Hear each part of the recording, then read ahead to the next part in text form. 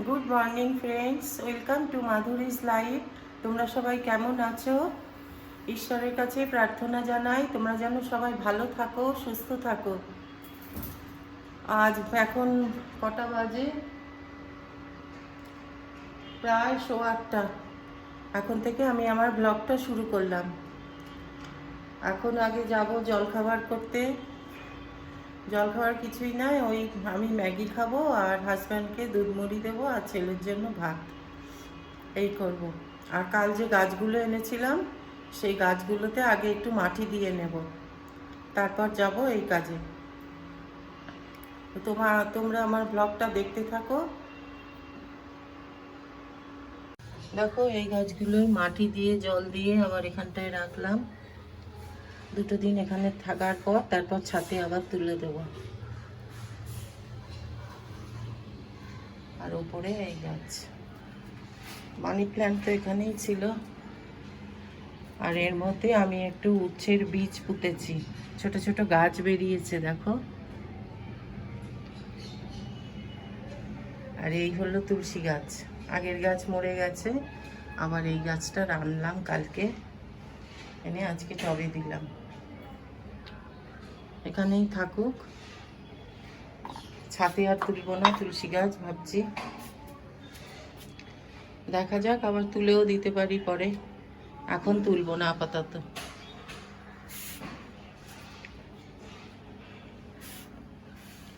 এবার চা খাবো।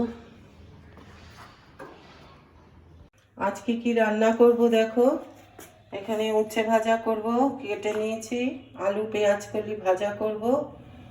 আর রাত্রিরের জন্য আলু ফুলকপি ভাজা পেঁয়াজ দিয়ে করে রাখবো, রুটির সাথে খাবো বলে। আলু পেঁয়াজ কলিও খানিকটা থাকবে, ফুলকপি ভাজাও পেঁয়াজ দিয়ে করব যেটা, সেটাও খানিকটা থাকবে, আমাদের রুটি দিয়ে খাওয়া হয়ে যাবে। আর এখানে হচ্ছে মাছ ভিজিয়ে রেখেছি জলে, মাছের ঝোল করব। এই হচ্ছে আজকে রান্না। ডাল করব, ডালের সাথে মুখে দেওয়ার জন্য আলু পেঁয়াজ কলি করব। আচ্ছা, প্রথমে উচ্ছেটা ভেজে নিই। যা করে নিচ্ছি।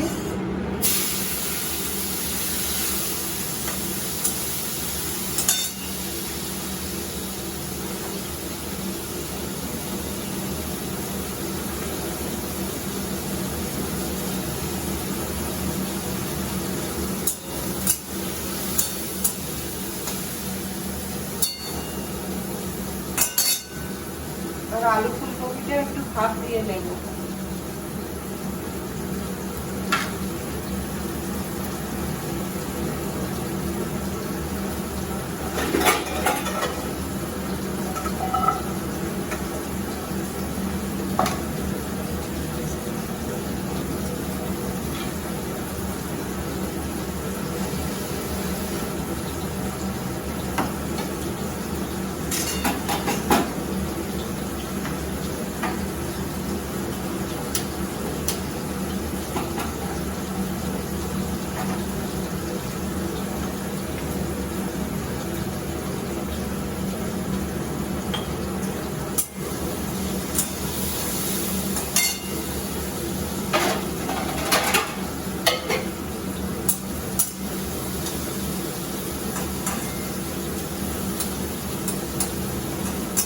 এটা নামিয়ে নিয়ে আলু পেঁয়াজ কলিটা বসিয়ে দেবো। দেখো, উচ্ছেটা ভাজা হয়ে গেল।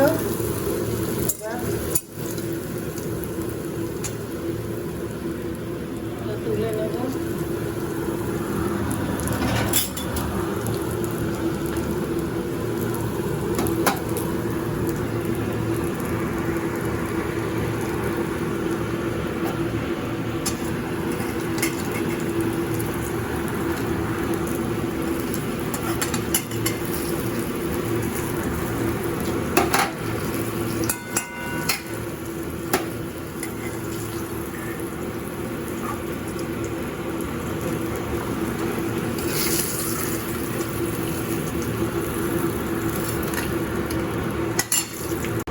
ভাত দেওয়া হয়ে গেছে, অফ করে দিলাম গ্যাসটা।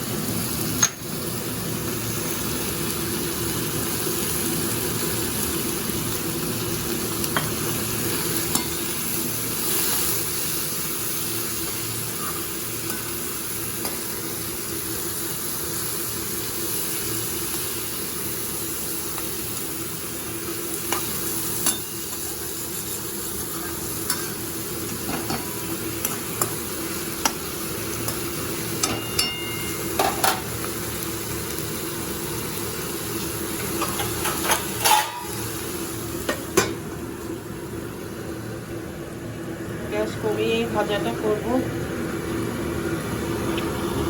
এদিকে আলু ফুলকপির জলটা পরিষ্কার করে নেব। দেখো একটু জিরে আর একটা কাঁচা লঙ্কা ফোড়ন দিয়েছি। পেঁয়াজটা দিয়ে দেবো।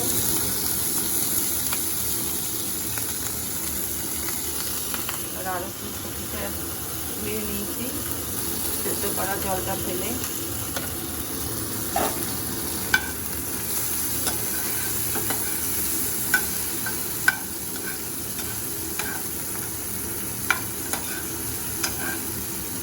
একসঙ্গে তিনটে ভাজবো, পেঁয়াজটা আর আলু ফুলকপিটা।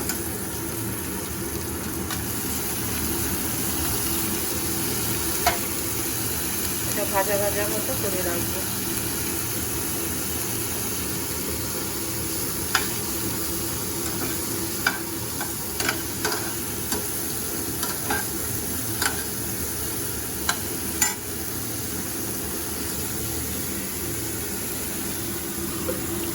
এদিকে এটাও হয়ে এসছে।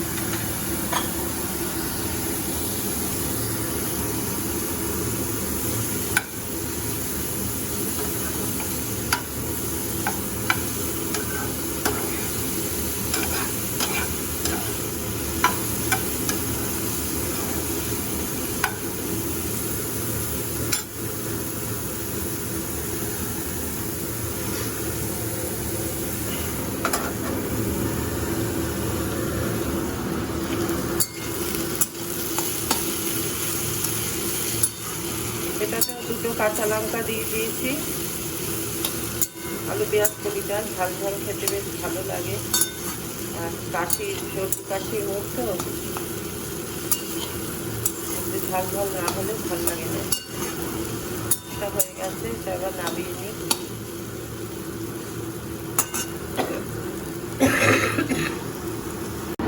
দেখো মাছটা এতে করব, আর আলু ফুলকপিটা এদিকে নিয়ে এসেছি, হয়েই গেছে।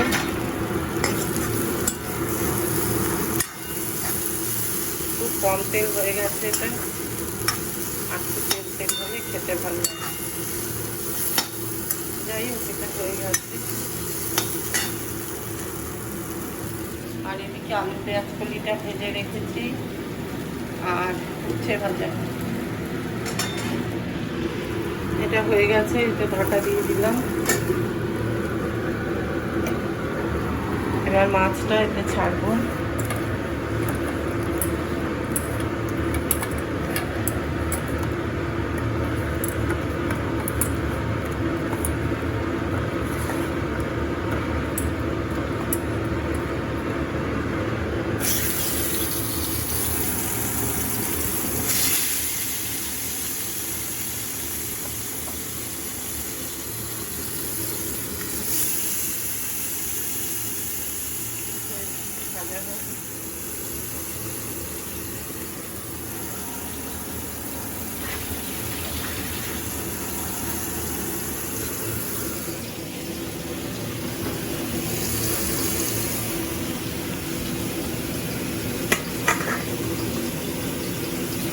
মাছটা একটু পেঁয়াজ দিয়ে করবো।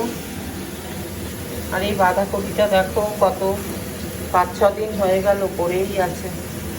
এত জ্বর আর কাশি যে এটা করতেই পারলাম না। কালকে অবশ্যই করে নেব।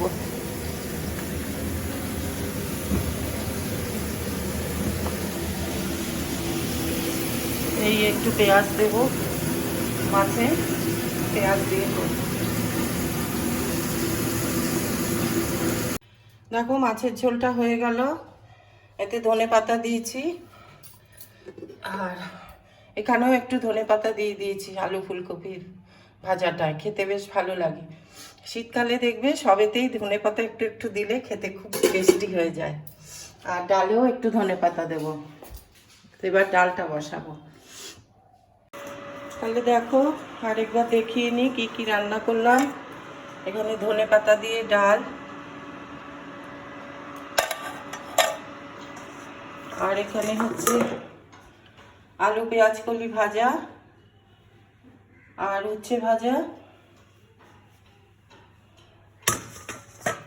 আর এখানে হচ্ছে আলু ফুলকপি ভাজা, আর এখানে হলো মাছের ঝোল। এখনো ভাতটা বসানো হয়নি, ভাতটা একটু দেরি করে বসাবো।